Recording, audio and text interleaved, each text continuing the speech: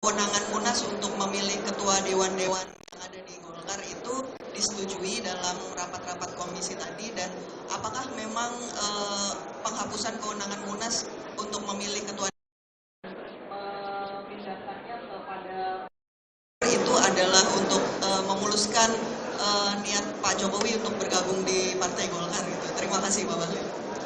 Yang pertama, Mbak, mazhab saya itu mazhab kompetisi. Saya sejak di OSIS kompetisi, kemudian di Senat, di HIPMI, di AMPI, semuanya. Nah, terkait dengan Golkar, ini kan ada pembukaan pendaftaran. Dan panitia membuka pendaftaran fair aja. Saya boleh dicek. Nggak pernah saya meminta untuk teman atau siapapun kompetitor yang saya suruh mundur. Nggak ada.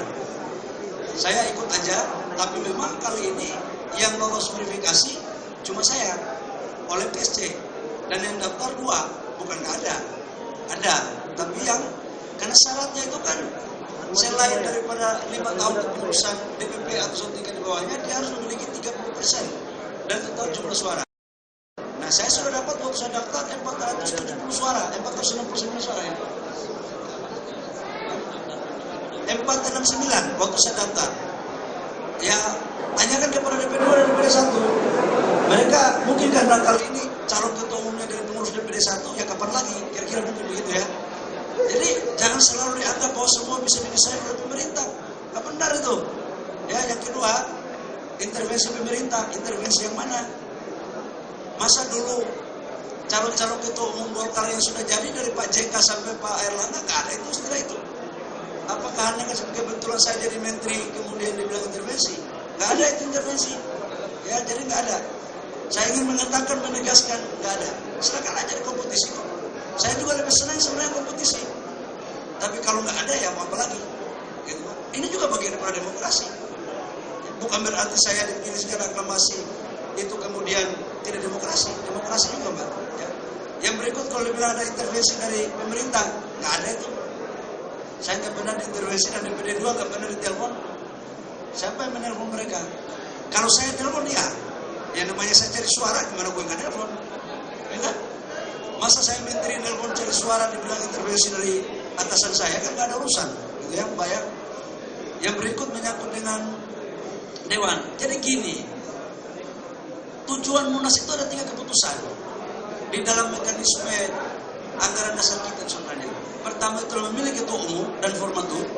Yang kedua itulah mengesahkan program kerja dan rekomendasi. Yang ketiga itu adalah anggaran dasar rumah tangga.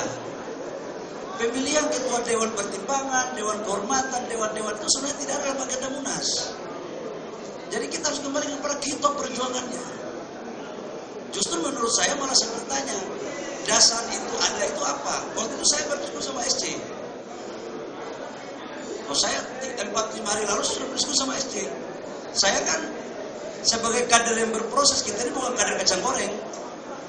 Saya ini tahu ikut merumuskan juga barang ini. Saya kan waktu musda, kemudian di tingkat 1, tingkat 2 kan saya steering committee.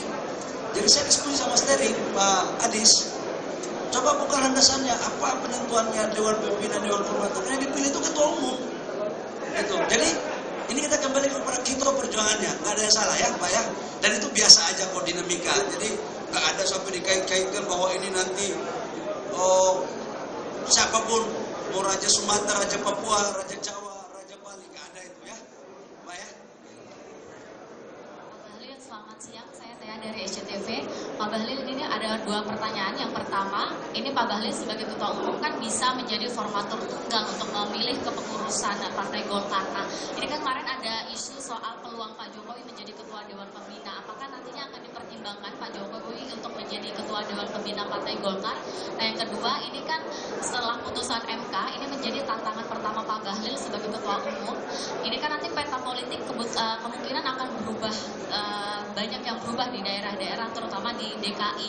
Bagaimana cara Pak Bahlil untuk mengatasi putusan MK ini ke depannya dan membuat Kim ini tetap solid gitu Pak? Terima kasih. Yang pertama, teman-teman, kita ini berpikir yang positif.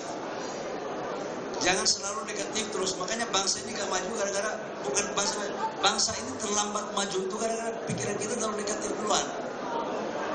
Jadi nggak ada sampai urusan Pak Presiden Jokowi mau jadi ketua Dewan Pembina itu sampai dengan hari ini nggak ada.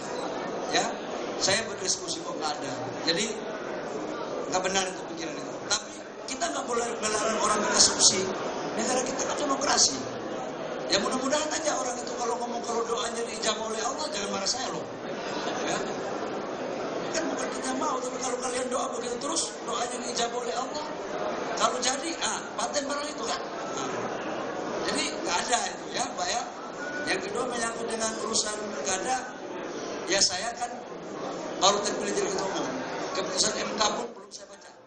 Tapi saya yakinkan bahwa koalisi Indonesia Maju solid dan namanya politik itu dinamis, ya dinamis. Politik itu bukan 1+1=2. Nanti kita lihat 1-2 hari ke depan. Habis ini saya akan ketemu sama ketua fraksi, kemudian saya ngecek apa yang terjadi pada keputusan MK. Setelah itu malam baru saya merumuskan dengan beberapa teman-teman langkah-langkah tentang Partai Golkar dalam menghadapi pilkada. Oke.